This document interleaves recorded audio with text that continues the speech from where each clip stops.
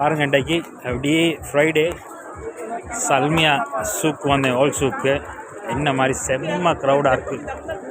இது கிராண்ட் இப்போ இருக்குது. முன்னுக்கு பாருங்கள் எப்படி க்ரௌடுன்ட்டு. வெள்ளிக்கிழமை தானே சும்மா ஃபுல்லாகி போயிருக்கு சூக்கு. இங்கே உட்கார்றதுக்கு கூட ஒன்றும் இல்லை, ஒரு இடமும் இல்லை. ரெஸ்டாரண்ட் எல்லாம் ஃபுல்.